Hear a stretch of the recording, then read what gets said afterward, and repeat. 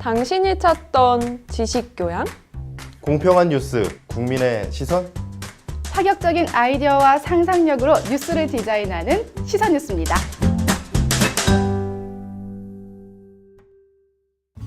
여러분은 정치가 뭐라고 생각하시나요? 정치인에게 직접 듣는 정치 이야기, 나는 정치인이다.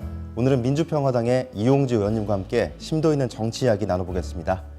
의원님, 안녕하십니까? 예, 안녕하십니까? 네, 먼저 본인 소개 부탁드릴게요. 예, 저는 창당한 지 이제 3주 정도 지난 민주평화당의 이용주 의원입니다. 제 지역구는 전라남도에 있는 여수라는 도시입니다.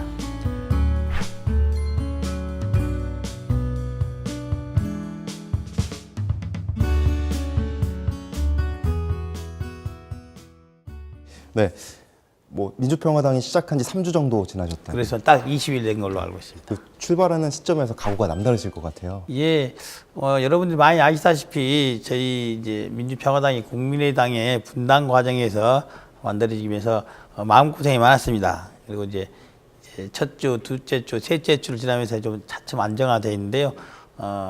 기존의 국민의당의 가치를 계속 이어받고 승계하기 위해서 민주평화당을 만들었습니다. 그래서 그런 만큼 민생제일주의 정당으로서 네. 재작년에 많은 국민들이 저희 당에 보내주셨던 저희들에게 보내주신 지지를 그대로 이어가고 유지하기 위해서 노력하도록 하겠습니다. 네, 민주평화당이란 당명을 지을 때도 좀 남다른 고심이 있었을 것 같아요. 어떤 의미가 있을까요? 그렇습니다. 민주평화당이라는 당명은 아마 또 여러 가지 공모를 했는데요. 한 80여 개까지 왔습니다.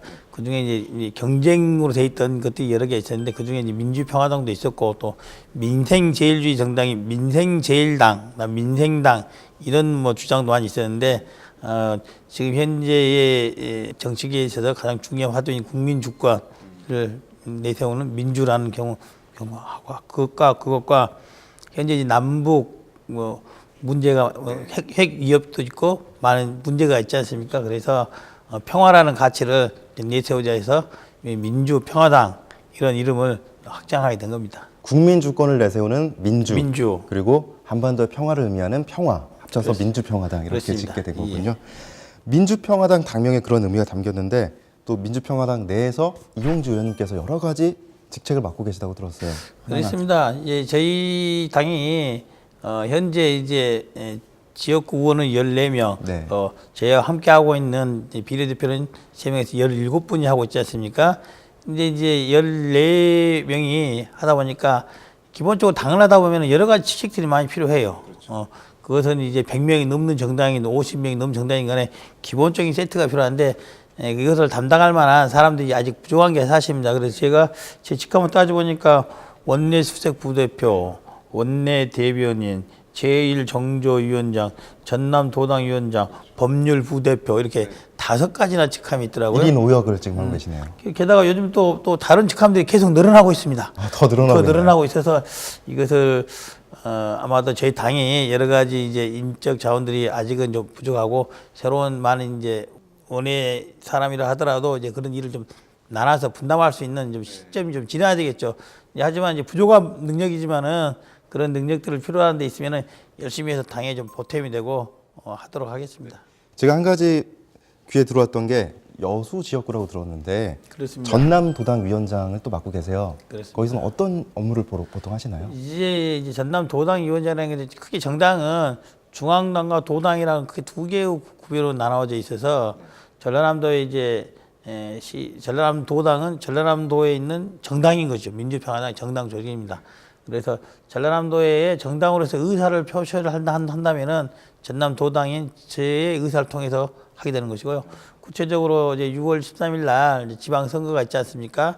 그러면 시장 선거라든지 군수, 시도의원 이런 사람들을 공천하거나 어떤 사람을 대표자로 내세우는 이런 것을 하는데 권한을 갖고 있는 뿐만 아니라 그것을 그 일을 권한을 갖고 있었기 때문에 그 일을 해결할 만한 책임까지 지고 있는 그런 자리입니다. 막중한 자리라고 할 수 있겠네요. 전남도의 목소리를 대변하는 위치라고 할 수 있겠네요. 네, 민주평화당이 현재 중점을 두고 있는 정책이 있나요? 그래서 저희 집 민주평화당이 구호가 이겁니다. 민생 속으로 민주평화당 이렇게 저희들이 부르고 있습니다. 민생 속으로 민생제일주의 민주평화당 이렇게 하고 있거든요.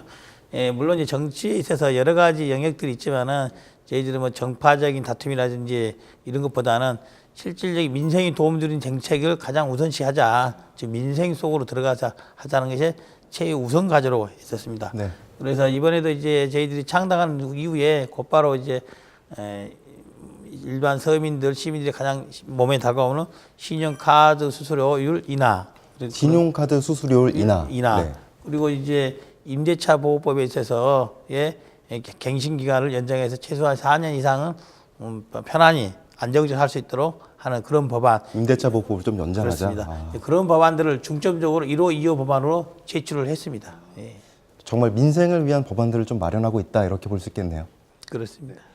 마지막으로 국민 여러분께 마지막 출발하는 시점으로서 당부의 말과 부탁의 말이 있을 것 같아요. 예, 저희 민주평화당이 이제 창당해서 자리 잡기 시작한 이제 불과 3주일 정도 지났습니다. 아마도 저희들이 큰 뜻을 갖고 시작했지만 국민 여러분들께서 보시기에는 아직은 약간 어설프고 아직은 뭔가 부족한 듯하게 느끼실 것이라고 봅니다. 어떻게 보면 지금 현재로서는 교섭단체도 구성 하지 못한 그런 상태에 있습니다. 하지만 조만간 그런 뜻을 다 펼 수 있도록 교섭단체도 구성하고 저희들이 개헌 문제라든지 정치개혁 문제에 있어서도 저희 뜻을 꼭 반영시킬 수 있도록 국민들의 뜻을 반영시킬 수 있도록 노력하도록 하겠습니다. 많이 응원해 주셨으면 합니다. 네, 국민의 주권을 의미하는 민주, 그리고 한반도의 평화를 의미하는 평화, 이렇게 해서 민주평화당이란 이야기 들어봤습니다. 이번 시간에 이어 다음 시간에는 이용지 의원님의 더 개인적인 이야기 들어보도록 하겠습니다. 정치계에 입문한 계기가 남다르시더라고요. 언젠가는 국회의원 할 줄 알았습니다. 여수에 간다면 이거 한번 먹어봐라. 뭐 한 개 갖고는 안 되고요. 몇 가지 말씀드리면 이런 거죠. 이용지 의원에게 정치란 무엇일까?